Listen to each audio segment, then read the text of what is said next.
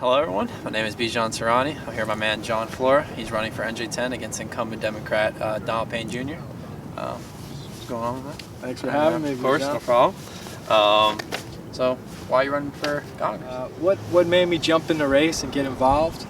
It was really the culmination of a lot of different things from my life story. But when things like Hurricane Sandy happen and you live through a natural disaster in your community, you see gun violence not changing. You see students being charged more and more money for lunch debt. When you see people in your district raising money by attending big fancy fundraisers and having to buy tickets to events, those are the sort of things, Bijan, that make you say, well, who is representing me and how are they representing me and why can't those things change? Yeah. So for me, it was really Hurricane Sandy. Living through a natural disaster, not having electricity in our home for 9 days, and waiting for the federal government to send some relief, and realizing we could go and get food and other necessities nearby, but it was just the point, like, if we weren't so close to the city, we would really be stranded, and our government in some ways failed us. Climate change became real, and now that I'm a father, I didn't have a choice but to say I have to challenge the incumbent who is a climate delayer and who is being paid right now by fossil fuel industry.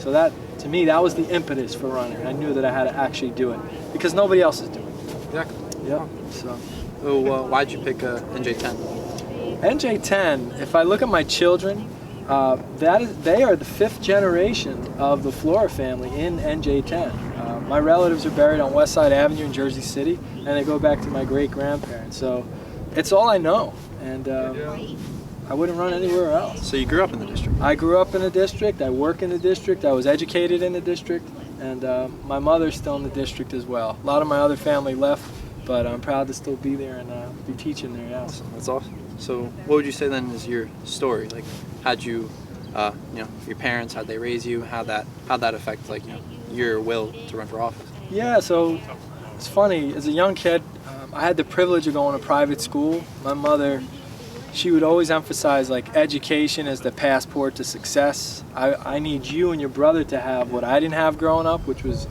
a sequence of not finishing schools and being transferred to different public schools, not being raised by her parents. So as a single mother for a while, she knew that she had to give us the opposite of what she experienced, which was dropping out of school, ultimately not even getting her high school diploma. So my mother said, I'm going to do whatever I need to do to get you and your brother through private school, and she did. So we went through our private grammar school and high school, and I started recognizing privilege like we were talking about earlier. You don't realize it until you graduate, where you say, wow, like, I actually had the chance, the fortune to attend schools that many in my district have not. So with that, it turned into education, and being the oldest of 5, I always wanted to give back some of that private education and those advantages that I received, those social capital opportunities. So in running for office, a lot of people talk about in this country kind of like this freedom versus like equity debate, this idea of giving people actual equal opportunity. You have individuals who will say that we have it, and some others that will argue, no, we don't. So kind of like, I guess in a way, what is your general stance on that, and how would you approach it? I think it's a great question. To say that people have equal access and equal opportunities to things is a gross misstatement. If we look right behind us here in Newark, access to clean drinking water and clean air, and an education that's going to get you to the right vocational school or to the right college is not, it's not equally accessible. And as a student of ed policy, I recall reading a lot about how certain sectors of schools right here in NJ10 provide certain opportunities to certain children whose parents are engaged enough and aware enough to take advantage of those opportunities. I'll give you an example. It's the county vocational sector, which just secured $500 million of taxpayer dollars in New Jersey. Wow. That if your parents don't have the time wealth to research that and find those things out, then you might just be somebody who's attending the local public school not knowing about the higher achieving local county vocational sector school. So that's an example of same neighborhood, same everything else, different access, different access points. Exactly. And it comes down to time wealth and actual wealth. So how would you say your view in that means differentiates from your opponent? So I think that my views differentiate significantly from Donald Payne Jr.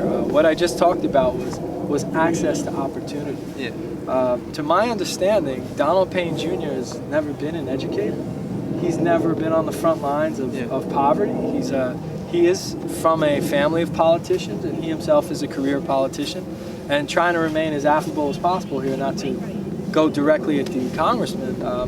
I think that until you've worked as a social worker, or until you've worked in the daily lives of children and the community struggling, your level of empathy is compromised, and your ability to understand your privilege is a lot different. Yeah. So we could say that we both want to represent the poorest congressional district in New Jersey, defined by median household income, but to represent means to be present, to understand what needs to be done, and oftentimes to be the unpopular politician in Congress because of the demands for clean water and clean air and better education, federal funding, and the resources that cities like Newark and Jersey City need. So I think that's what differentiates us, that I'm not afraid to be unpopular for my constituents.